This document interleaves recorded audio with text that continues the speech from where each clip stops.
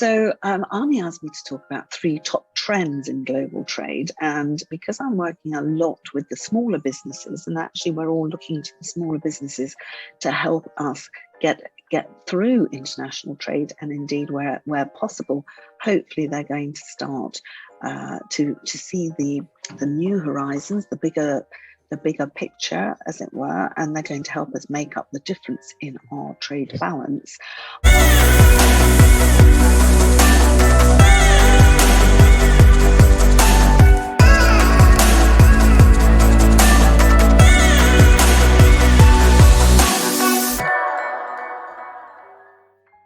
I thought I'd just do a quick look at what's going on and what are the 3 top trends in global trade at the moment. And they're all really looked after by the same thing. So I'm going to say, about the trends, but then I'm going to talk about what businesses can do around them. So this is just a little bit about me. I worked for several large blue chip companies before I set up my own consultancy. And when I started my own consultancy, I worked with UKTI, or actually at the time it was Trade Partners, before they realised that was an actual disaster as far as looking on search engines was concerned, because we weren't going to why Trade Partners was a bad idea, but they changed it to UKTI, and now, of course, we're working with the DIT. I was, for 12 years, the Director General of the Institute of Export, where I took them from bankruptcy to buoyancy, which I'm very proud of, and I'm really happy that they're doing very well at the moment.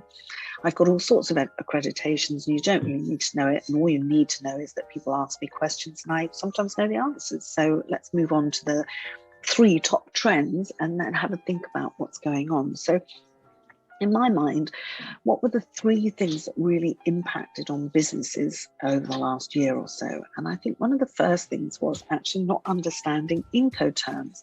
I know that's a little bit left of field, but actually people didn't understand that, or indeed wasn't just the latest version, it was any version of Inco Terms that they didn't understand. So that's one we're just going to explore in a bit more detail. The other thing I've noticed was not many people actually read the Trading Cooperation Agreement, so we'll just spend a little bit of time talking about how free trade agreements impact on businesses. And then thirdly, I'd just like to suggest that actually people aren't really looking at their supply chains very well, and they need to start thinking about how that works. So let's just have a little bit of time thinking about Incoterms. So Incoterms started 1936. Absolutely fabulous idea to actually try and engage and have an international understanding of how the commercial terms of trade work, and where we've been re-examining them every 10 years, and within those 10 years the latest iteration was in 2020. I'm sad to say, and I'm sure the ICC won't be upset with me about this, but the new booklet that came out with them only sold around about 6,000 copies. And I don't know whether 1 or 2 people bought them and then shared them with everybody, but it's quite distressing to think that not enough people are really understanding the implications behind Incoterms. So here are one of the things that really happened. So leaving the EU made a lot of businesses think about revisiting their trading terms and how they worked, which was great, and we were really excited about that. But of course, not everybody did that. Not everybody understood that within a lot of the legal agreements they had, within a lot of the work that they'd already set up, Incoterms had managed to get themselves into a lot of the distributor agreements, the agency agreements, joint ventures, supply agreements. There are a lot of places where Incoterms had crept in, and they hadn't realised that, when we left the European Union, people were going to start really relying on the legislation that supported outside the EU what we call a third country position. And of course, a third country position means that not everybody treats us, everyone treats us in exactly the same way, which is not as part of the club that we were part of when we were part of the EU. So there's a lot of issues around that, and I'm really happy to discuss that in more detail. But what I found was EU businesses, if they were buying from the UK, would write to their clients and suggest that they were going to be quoted on delivered duty paid terms. Well, delivered duty paid terms is a great way of doing things if you're the buyer and you really don't want to get involved with anything to do with the shipment or taking responsibility for any of the payments.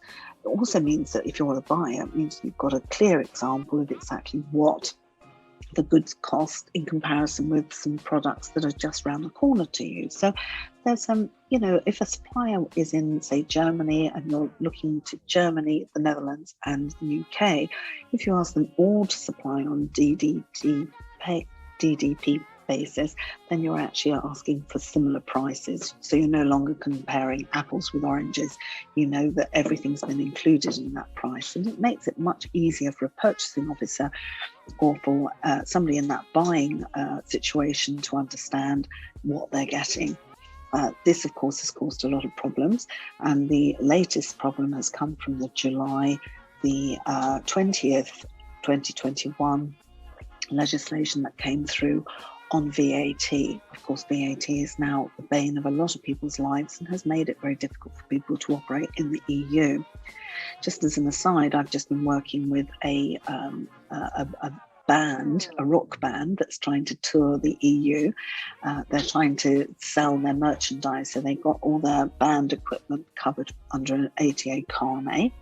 And that means that they can ship that all over EU, more or less the same as they used to be able to do under free circulation, although they've actually had to lodge quite a lot of money as a guarantee behind that, as a bond to support the carnet. But now they find that the merchandise that they wanted to sell at all the different venues, they've got to get it over into the EU. And they've got to get it over, and they've got to pay some VAT on it, and they've got to charge VAT on it. And they're going to 14 different countries, and you can imagine that this is beginning to cause them a lot of anguish. And we spent all weekend trying to work out what the best way of doing that was. And I won't bore you all, but actually we're going to temporarily import them, and we're actually going to pay all the duty and all the VAT that could possibly be asked, and hopefully we'll have covered everything we need to do. That's a bit of a fingers crossed, because there's no legislation at all covering this, and HMRC are on the catch up there. So very interesting indeed the way Incoterms impacts the small business in particular. And then there's simply errors that cost the exporter money from just not understanding that, how Incoterms works, and how the benefit of actually being specific about the destination. I always joke about this because, in America they have Washington, DC, and then right across on the West Coast they have another small city called Washington. But even here in the UK, we have a Washington just outside Newcastle and a Washington just outside Worthing on the South Coast. And if you just think about the very simple thing of how much it costs to go all the way up to Newcastle and how much it costs to go all the way down to Worthing and the South Coast, you've got to realise that this is really beginning to cost people money.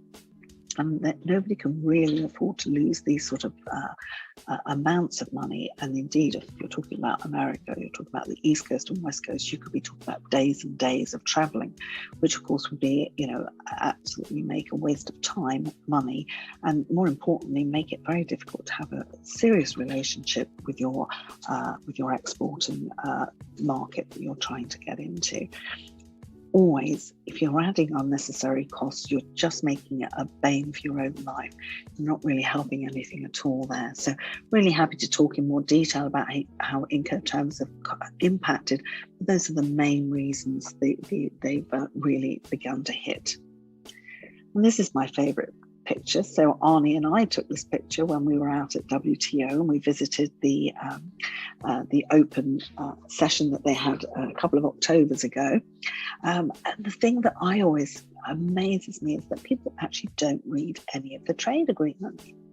And having sat down and read the Trade and Cooperation Agreement, I sort of understand why, but it's really important to understand. So understanding what's going on as far as the terms and conditions are concerned is paramount to understanding whether or not it's a good trade deal for your business, because sometimes the trade deals are good for some businesses and not others. And what we really need to do is understand whether it's worth your while doing that or not. So I don't think it's a particularly long agreement. I think there are longer ones out there. But the important thing is that it's covered by lots of different headings. And these headings are very easy to understand. And actually, you may just want to cut straight away to, the duties, cut straight away to the different sort of regulation, or indeed any certification that your products may need. Often, when you're working in that field that, you need to think about how export licenses work or how dual use works, etc.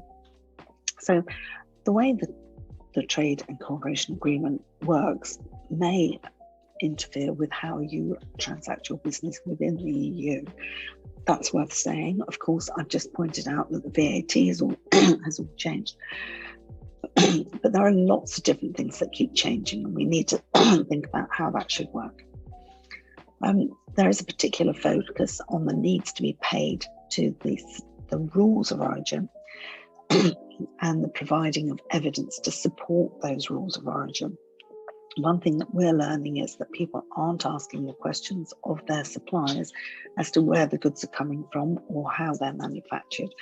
And increasingly, as we become more socially aware and more acutely aware of the ethics behind trade, it's important for us to understand that the goods have come from somewhere that doesn't use human slavery, doesn't involve child labour.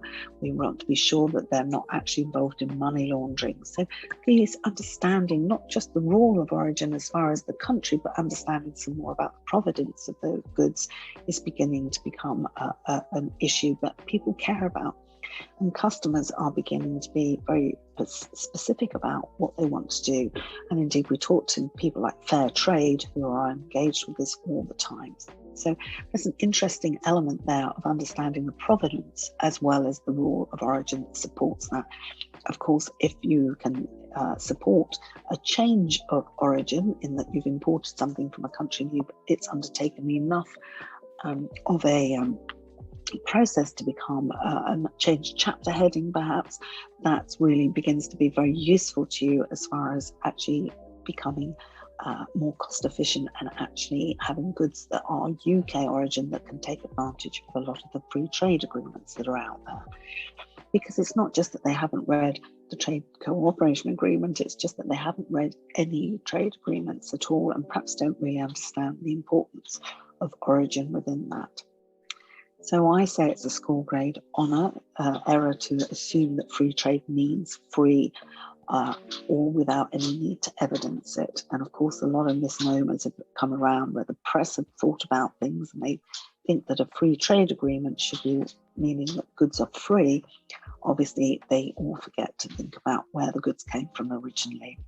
We had a remarkable number of companies come through to us who were actually trading with China, importing the goods from China, paying duty here in the UK, VAT in the UK, but then when they're shipping them out into the EU, found, of course, that they were open or subjected to codes and charges against them for duty in the EU as well, adding sometimes 30% to the viability of their product. Meant that obviously pricing was becoming impossible, and why a lot of businesses have begun to stop exporting on to the EU and have started warehousing in the EU to start trying to counter the problems they've had with these extra costs.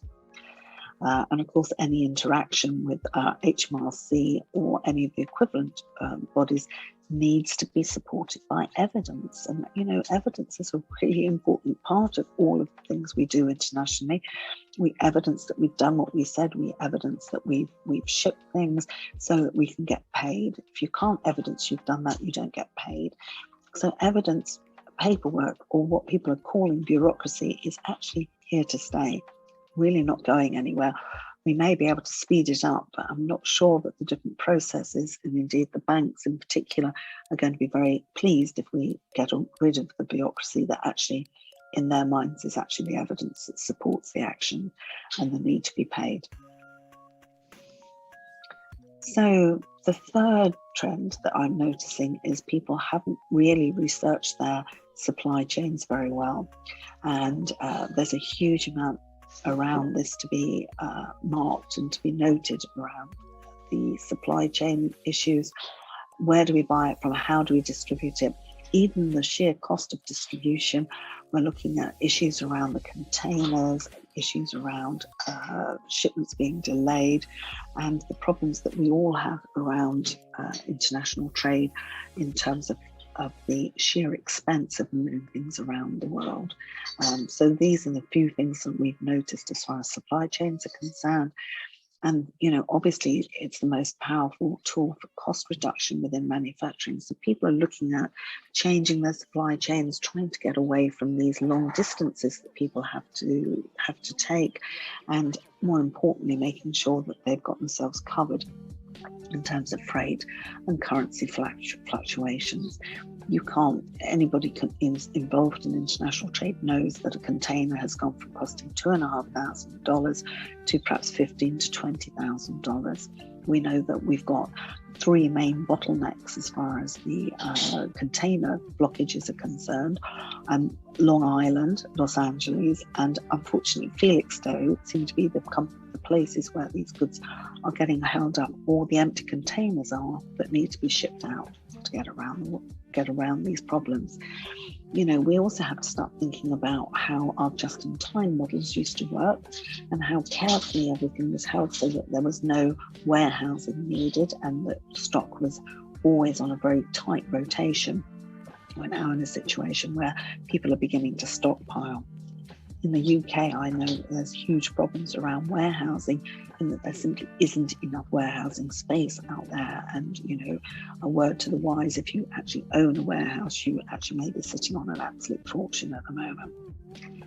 So the other complex issues around sourcing, of course, are behind the ethics of each of those sources. I touched on them a minute ago, talking about slave labour, modern slave labour, I should say, and the way in which the money laundering really marks the way things can move forward. It's beginning to take control, and it's beginning to become more and more important, we understand. This is no longer something we talk about in the wonderful series Ozarks or anything of those sorts. It is here and now, and we've got to think about these complex issues to make sure that money laundering isn't actually part and parcel of what it is we're involved with. So the more we know our customers and the more we actually do the due diligence on them, the better things are for us all. And then looking for more than one supplier for each element is obviously got to be the way forward.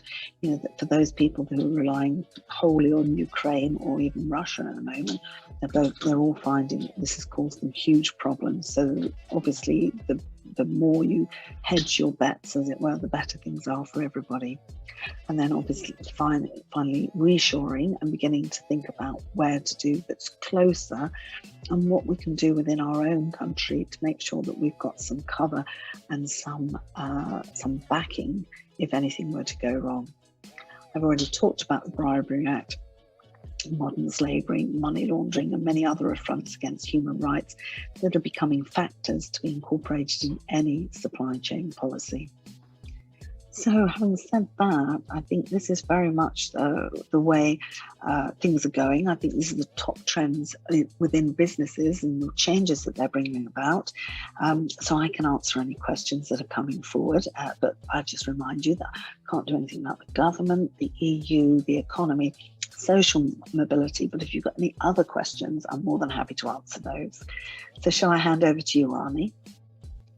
Wonderful. What a quick overview of the top three trends, and you've covered so much. You've covered the Incoterms and how important these are to get them right from a buyer, from a seller perspective in international trade. They're absolutely essential from a customs valuation perspective, as also Mike will confirm to you, but also just in order to avoid all these issues that might arise if you don't look after it quite well, as you have pointed out. And I can confirm, having worked with so many companies over the last years, that Incoterms is always one where you go, let's talk about this again. You're right. Yeah, it's quite, yeah.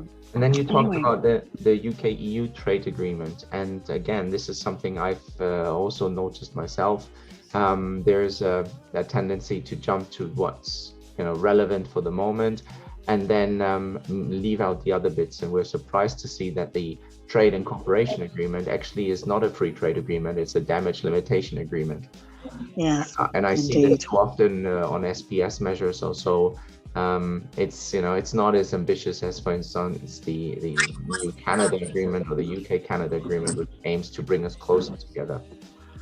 And Si calman pasa waktu di just gonna mute Jesus. And as charming as the Spanish was, and then of course the supply chain, and there you really touched upon the issues we've been experiencing. And what I particularly found noteworthy in your talk is that you have managed to summarize the last 2 years, which been very challenging, in very diplomatic words. Because I mean, not often have we had three crises at almost once, right? We had the Brexit, self-inflicted and totally unnecessary, but never mind. We had COVID, and now we have the Russian Ukrainian situation. I mean, you couldn't, besides there's climate change, of course, as well. So you couldn't, you know, it's if there was ever the perfect storm of issues for supply chain, it certainly is now. Do you think? Do you think this is going to ease off? Do you think there are some, you know, positives that you see in supply chain trends and global trade trends right now, where you say, you know what, that could be a game changer, but this time on a positive, trade enabling rather than trade restricting way? I'm not not really very certain that there's anything coming through that means anything other than we've got to start really focusing on the skills and learning behind international trade. I was always felt that the British were not quite at the same stage as the rest of the world, and I think this has proved to us that we're not used to reading the trade agreements and understanding what's going on. We're not used to using Incoterms. We're not used to really understanding. There's some outstanding businesses out there, but there's some businesses in the sort of smaller side of things that really are struggling with this. I don't think there's anything else except learning how to do it properly. Right. I'm sorry. That's the rules aren't going to change for us, and we've done enough easements to know that actually we can't afford to keep on not taking duty and not collecting these things. We've got to start playing the game we said we wanted to play. Well, and in a way, having easements also confuses people more, right? Because the easements turn out to be no easements; they turn out to be more complication. So you're changing the law again and again and again. So absolutely, it's a bit of a challenge. Great. So for Bishan Tran, may I just say that I only meant as a joke that I can't change anything to do with social mobility. I wish I could, but I can't. So that's why I mentioned that I can't, and I can't change the government either. And there's so many things I can't do. So, but I can answer questions about international trade. And offer advice, and great advice to companies. Absolutely. Like your touring company, for example. Yes, exactly, like my touring company, exactly, who are very happy now and sorted out. Well, we might just all go to their concert. We're going to look out for who that is. We are. But Lesley, it's been absolutely stunning to have you on this, and you are very much invited to stay as much as you can. I'm afraid I have to go back, but I'll try and catch you later on. Awesome. Thank you very much for your hard work. Lovely. Thanks very much indeed. Bye, everybody. Bye, everybody. Bye. Fantastic. Thank you, Lesley.